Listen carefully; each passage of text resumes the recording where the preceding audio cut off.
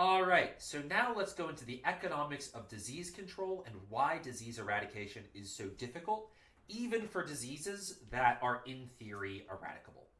So, what is eradication of a disease?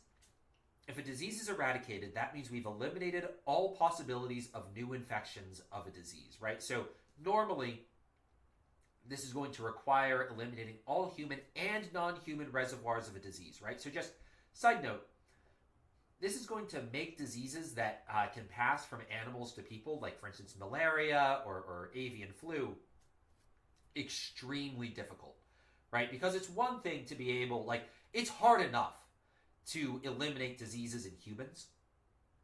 It is so much harder to eliminate diseases in both humans and animals, right? Or if the disease can hang out in the environment, like in the water, something like cholera. Eradication may be practically impossible. So the first step to eradication is basically if you're going to eradicate a disease, it kind of only needs to exist in humans because it's just too hard to eradicate diseases in animals. It's already hard enough, as we'll discuss, to eradicate diseases that only affect humans, but it's basically impossible, at least with the technology we have right now, to also eradicate the disease in animals. So worldwide eradication of a disease eliminates all economic costs. It eliminates both the epidemiological costs, right? Because nobody's dying from the disease anymore, nobody's suffering from the disease anymore, as well as the excess burden, right? Because there's no more fear of contracting the disease. So you don't need to vaccinate people against the disease anymore. People don't need to change their routine to avoid the disease, right? If you eradicate a disease worldwide, you eliminate all economic costs associated with the disease. Now, to this day, only one disease has been successfully eradicated, and that is smallpox. We're getting close for others, right? So there's always talk we're getting close with polio, then we never quite get there, but we're very, very close, potentially a few years away from eradicating guinea worm disease, which is a disgusting parasitic disease that you can look up if you're curious. But we are very close to eradicating it. Jimmy Carter, back when he was alive, did a lot of good work in trying to eradicate guinea worm disease. But we are very close to eradicating guinea worm disease. And knock on wood, we will soon. And we'll be able to say smallpox and guinea worm disease. But so far, it's just smallpox, right? So the smallpox eradication campaign took place from 1967 to 1979. And smallpox is a highly infectious, terrible disease, has extremely high mortality rates, can literally scar you for life, right? Pox scars or smallpox scars were famous for disfiguring people. You would get smallpox when you were a kid, you would get these pock marks on your faces, and they would never go away. They were like the worst, the terrible acne scars that you'd be stuck with your whole life, even if you survived the disease, right? And so it killed a lot of people. It horrifically scarred a lot of other people. And it's hard to get estimates of this, but there are some estimates as that I think are probably a little overblown. But some serious scholars have put out estimates saying that as many as half of people who ever lived before smallpox were eradicated died from smallpox. Smallpox spurred a lot of early vaccine innovation, right? So people discovered that cowpox, which is basically a much milder form of smallpox that only infects cows, can be used to vaccinate people against smallpox. And so a lot of vaccine innovation was developed specifically to beat smallpox because of how terrible smallpox is. And we should all be very thankful we live in an era where smallpox is not killing people anymore and where it's been eradicated. But because smallpox is so deadly and so naturally infectious, and also very importantly, only exists in humans, we were able to eradicate it, right? Because people were still, it was so bad, people were willing to get vaccinated even when it was rare, right?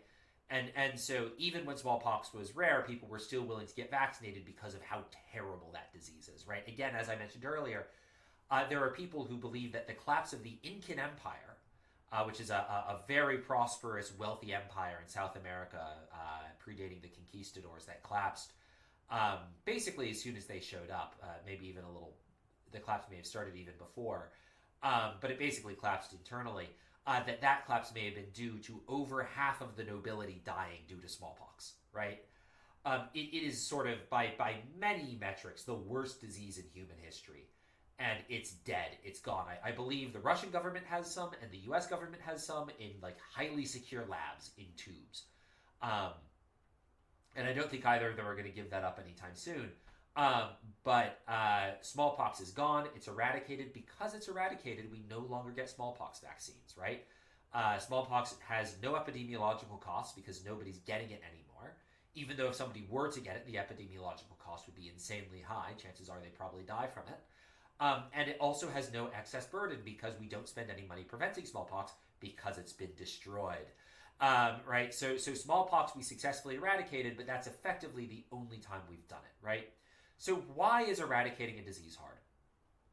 Well, one is it's basically impossible if there are if it has non-human reservoirs, right? So if you can get the disease from mosquitoes or livestock or fleas, or the water, right? It's going to be really hard to eradicate a disease if it can pass in any way other than human to human.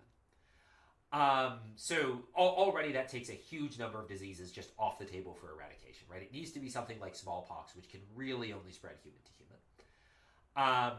The other thing is that it can be very hard to access remote regions where the last cases reside. So this is the problem with polio, where every time we think we've eliminated polio, there's a few villages in Afghanistan that we didn't vaccinate and it makes a comeback, right?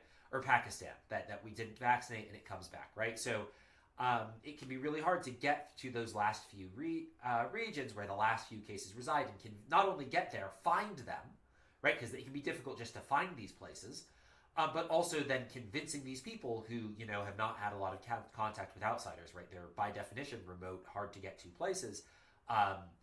It's hard. You need to convince the people who live there to get the vaccine, which can also be challenging, right? And then the other reason eradicating a disease is hard, and this is where the economic side comes in, and this is what we're going to focus on, because the technical challenges, epidemiologists think a lot about that. But the other problem is that demand for self-protection falls when disease prevalence is low. And this is a contribution of economics to epidemiology. Where this, as we've discussed, where sort of demand for self-protection, right, vaccination rates may disappear completely at very low levels, right? So an example of this, so again, if you successfully eradicate a disease like smallpox, everyone stops taking any steps to prevent smallpox because it no longer exists. But measles is a classic case of this, where every time a region gets close to eliminating measles, people stop getting the measles vaccine because of good folks like our RFK, our Secretary of Health and Human Services, and the dubious information they put out about the measles vaccine. Every time we get close to eliminating the measles vaccines, people stop vaccinating their kids, or every time we get close to eliminating measles, people stop vaccinating their kids, and boom, it comes back, right? We're going through a measles outbreak right now, I think in Texas, because people aren't vaccinating their kids.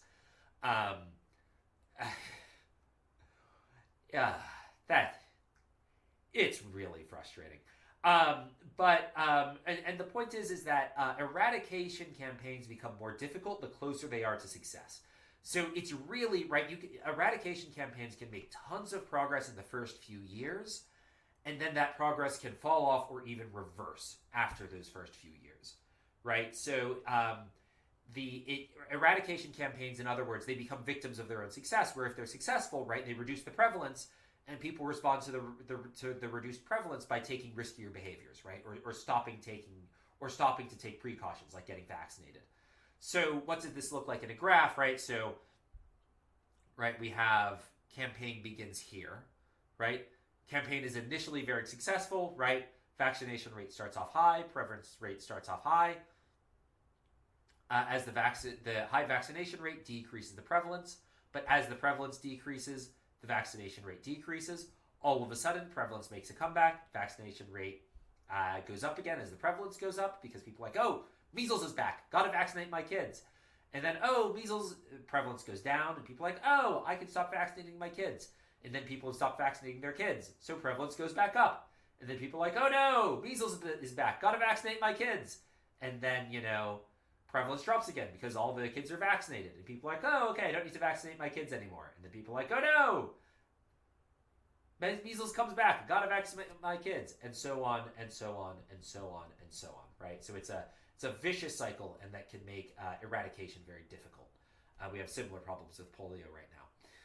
So the classic example of this in the news, and as always, is the measles. Yay, measles! This time we're not going to use measles in the U.S., though if you want to read up about the current measles outbreak in the U.S., you can do that yourself. But a classic example is measles in Ireland. Measles in Ireland. So the measles vaccine is introduced in 1985. In 1985, there were 100,000 people in Ireland with measles. By 1991, massive success. We're down to 135, right? We're really close to eradicating the measles in Ireland. But with measles no longer a major threat, right, there's a lot of, as far as I can tell, basically illegitimate nonsense concern about the measles vaccine. And there may have been problems with it at one point, but the benefits far outweighed the costs, and at this point I think they've ironed those kinks out. I'm fairly certain the measles vaccine is very, very safe now. It was always safe. I think it's now absurdly safe. But people stopped getting their kids vaccinated once measles became rarer. And by 1993, we were back up to 4,000 cases, up from a low of 135 in 1991, right? So that's a huge increase in a few years, right? So this is a classic example of this sort of cycle where measles start super high, eradication campaign begins.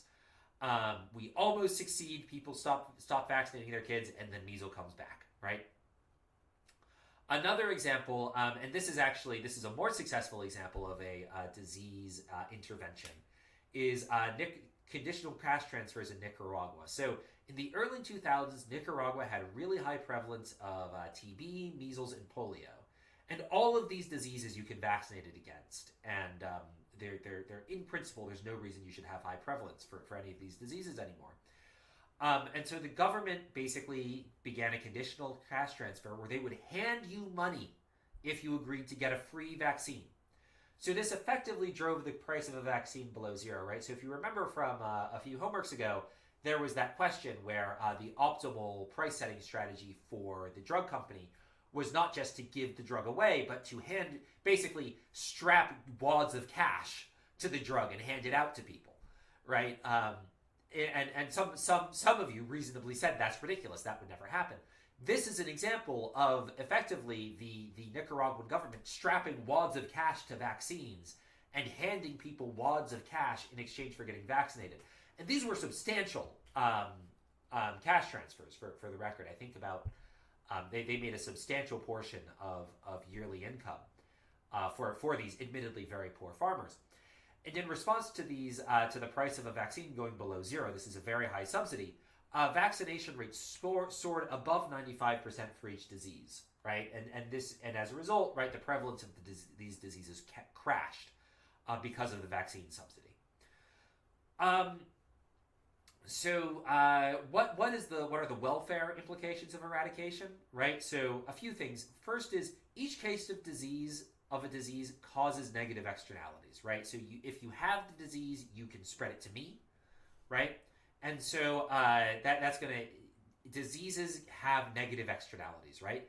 And each vaccination creates positive externalities through both herd immunity and shedding. So herd immunity is if, let's say, we all live on an island together, and all of you get vaccinated, and I don't get vaccinated, right? Let's say you're all vaccinated against measles and I'm not vaccinated against measles. Well, I can't get measles because none of you can spread measles to me, right? If I'm the only person who's not vaccinated against measles in the world, I am effectively immune to measles because there's no one who can spread it to me, right? And that's herd immunity, right? That's when you being vaccinated reduces... for every disease, there's a threshold at which enough of the population has been vaccinated that effectively the disease can't spread anymore. And so even if I'm not vaccinated, the fact that you are vaccinated protects me, right? So that's herd immunity. The other positive externality of vaccine is shedding. So some vaccines inject weakened versions of live viruses. So some vaccines, they inject dead viruses into you, right? And your immune system can sort of analyze the dead virus, chop it into pieces, and be like, oh, okay, this is how I fight this is how I fight that. And then when the live version shows up, the immune system's like, ha, I've trained against you, virus. Prepare for battle. And my secret kung fu techniques. In case it's not obvious, I am not a biologist. But that's how I imagine the immune system functioning. I'm joking. I have a somewhat more sophisticated understanding of the immune system than that. But not, to be honest, not that much more of a sophisticated understanding of the immune system. I leave that to my biologist friends. But some vaccines inject weakened versions of live viruses into you, where like they take a virus, they find a way to make it weak, and then they inject it into you. And one of the advantages of that is that you actually shed that weakened virus. You will spread that weakened virus to other people, and it's too weak to make them sick. But if you get vaccinated and you spread this weakened version of a virus to me, I get the vaccine for free. Right? And that's a positive externality because you getting vaccinated, right? You pay the cost of the vaccine, and then I effectively get the vaccine for free because you spread the weakened and harmless virus to me, right? So I get the benefits of vaccination without having to get my arm stuck with a needle, and without having to pay for the vaccine, right? So diseases have negative externalities, vaccines have positive externalities, right? So that's another classic case for a vaccine subsidy, right? A Pagovian subsidy on vaccines. These are used in practice, right? So if you remember during COVID-19, at least where I lived in Chicago, you could get I think I got all my COVID shots for free in Chicago, right? And the university will give out free or heavily subsidized vaccines, right? When I was at the Fed, they gave out free vaccines, right? So free or subsidized vaccines are very, very common. This is a widely pursued policy that's been pretty successful all across the world, right? You have probably experienced this policy firsthand. I would be shocked if you hadn't. Another sort of way to respond to the externalities involved in diseases is to do a Pagovian tax on disease. And so this would be to tax sick people when they go out into public. Now, you have probably not seen this occur in practice, and it's not really workable, right? And seems very mean. You can argue that a government-imposed lockdown is a very extreme Pagovian tax on disease, where effectively it's an infinite tax on going out into public, right? Or if you fine people for going out into public while they're sick, right? Or maybe sick, right? That's an example of a Pagovian tax on disease. So you can argue that this is what lockdowns are. But this is, in practice for everyday situations, this is not really workable, right? Like, if you saw a bunch of police officers walk over and hand a guy a ticket who was, like, mildly sniffling, that seems mean, right?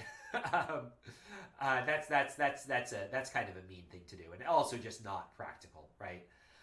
So Pagovian tax is a disease, not really a thing. Pagovian subsidies for a vaccine, super common. And this is actually... Well, you can argue about whether this is the Kosian approach. Let's say this is the Kosian approach. This is one of the few examples where a Kosian approach actually appears, right? The Kosian approach is, we can let the free market handle this. Just make sure that property rights are handed out appropriately and that transaction costs are low. And so there's also a question of how can we change property rights to ensure more vaccines? And so you might think of, by default, you have a right to determine whether or not you get vaccinated. The Kosian approach is to say, nope, revoke that right. You do not have a right to decide whether or not you are vaccinated. And so an example of a Kosian approach to vaccines is enrollments in schools requires a vaccine record. So this is private contracts between individuals, like private schools and public schools, but private schools are where this is especially relevant because there's no government coercion there. Private schools will often have requirements that students be vaccinated before they attend. Now, public schools will as well. But effectively, they're revoking parents' right to not vaccinate their kids. And so they're saying, actually, there is no right to not vaccinate your kids. And so we're going to negotiate among ourselves that in order to show up to class, in order to take advantage, in order to join our club, in order to show up to our school, you need to vaccinate your kids. This is a rare real life example of a Coasian approach to addressing an externality.